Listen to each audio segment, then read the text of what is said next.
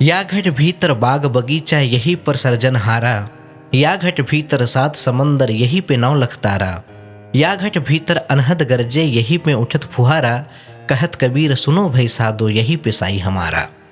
सतगुरु कबीर साहब भारतीय रहस्यवादी संत, जिनके दोहों और साखियों का प्रभाव आज भी भारतीय जनमानस पे बहुत गहरा है। कबीर साहब के निर्वाण के बाद 18वीं शताब्दी में श्री जी साईं बाबा का अवतरण होता है और श्री जी के साईं बाबा और कबीर साहब दोनों ने ही धर्मनिरपेक्षता के सिद्धांतों को महत्व दिया है। वह किसी भी एक धर्म के नहीं है, नहीं वही किसी एक जाति एक संप्रदाय के है, वह समस्त मानव जाति के हैं। यह एक विचित्र संयोग है कि कबीर साहब और साईं बाबा दोनों ही एक दूसरे का रेफरेंस दिया करते थे। कबीर साहब ने अनेक दोहों और साखियों में उस परम सत्ता के लिए साई शब्द का प्रयोग किया है, जैसे साई इतना दीजिए जाके कुटुंब समाए, मैं भी भूखा न रहूं साधु भी भूखा न जाए। और श्री जी के साईं बाबा भी कबीर साहब का बड़ा सम्मान किया करते थे और जब किसी को आध्यात्मिक कोई विषय समझाना होता था तो वह कबीर साहब की साखियों का प्रयोग किया करते थे। लक्ष्मण जोशी जो कि श्रीजी ग्राम के एक व्यक्ति थे जिनको साईं बाबा का सानिध्य प्राप्त हुआ, उन्होंने अपने अनुभव में बताया कि जब साईं बाबा चावड़ी में विश्राम किया करते थे तो रात्रि में वो कबीर साहब के दोहों और साखियों को बड़े ही प्रेमपूर्ण गुनगुनाया करते थे।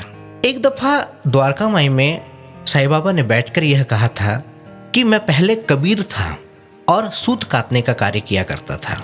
ये बाबा ने स्वयं अपने मुखारबिन से कहा था।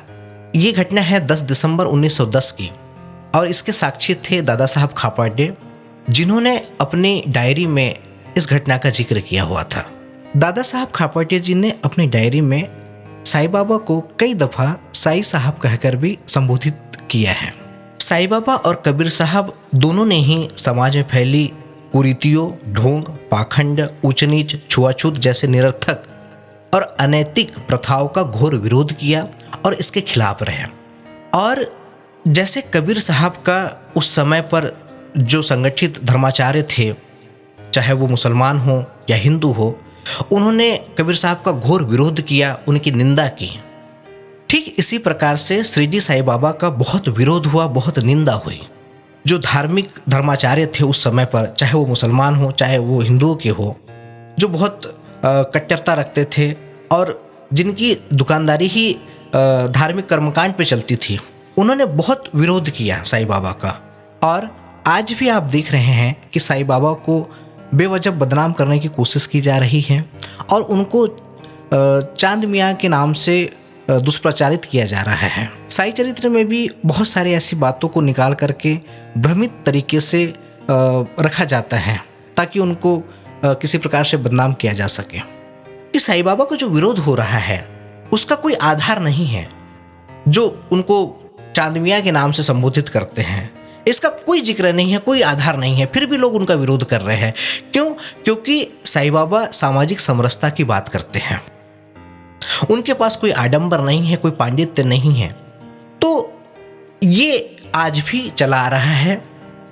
आज आप श्रीजी में साईं बाबा को सोने के सिंहासन पर बैठे हुए देखते हैं और बहुत ही भव्यता उनके संस्थान में देखने को मिलती है और चकाचौंध वहाँ दिखती है। लेकिन उसी श्रीजी में साईं बाबा को एक दीपक जलाने के लिए तेल भी मिलना मुश्किल हो गया था किसी समय।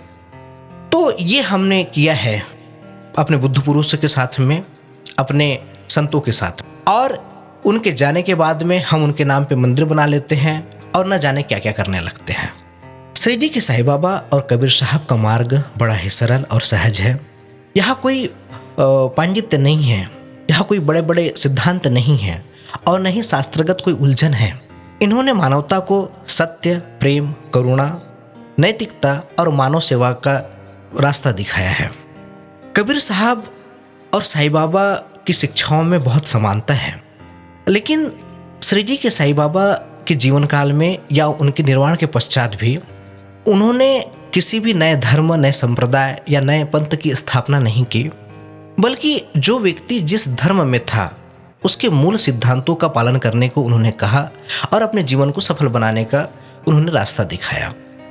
लेकिन साईं बाबा के निर्वाण के पश्चात उनके चमत्कारिक पक्षों को लेकर के लोगों का आकर्षण काफ़ी बढ़ा और धीरे धीरे धीरे भारतीय जनमानस में उनकी छवि एक चमत्कारिक देवता की बना दी गई। साईं बाबा के आध्यात्मिक पक्ष को और जीवन दर्शन को हमने नहीं समझा, ये सबसे बड़ा नुकसान हुआ। और ये हर एक बुद्ध पुरुष के साथ में ये चीज़ जुड़ी हुई है। लेकिन कबीर साहब के निर्माण के पश्चात उनके विचारों को लेकर के एक पंथ का निर्माण हुआ जिसको हम कबीर पंथ कहते हैं, जिन्होंने कबीर साहब की साखियों को संकलित किया और जन जन तक पहुंचाया, दोहों के माध्यम से, गायन के माध्यम से। तो ये पक्ष उनका काफ़ी बड़ा रहा। ऐसा नहीं है कि कबीर साहब के जीवन में चमत्कार नहीं हुए, चमत्कारी घटनाएं उनके जीवन में नहीं हुई, लेकिन वो काफ़ी नगण्य है, काफ़ी कम है। उनके जो सामाजिक दृष्टिकोण था उस नज़रियों को काफ़ी बढ़ावा मिला और काफ़ी लोगों में जागृति आई और आज भी उनका प्रभाव समाज में देखने मिलता है। तो शिरडी के साईं बाबा और कबीर साहब उस एक सर्वोच्च ईश्वर में ही विश्वास रखते हैं जो कि सबका मालिक है, सबका पालनहार है और हर किसी में वो विराजमान है। आवश्यकता है तो केवल भीतर देखने की और भीतर जागने की।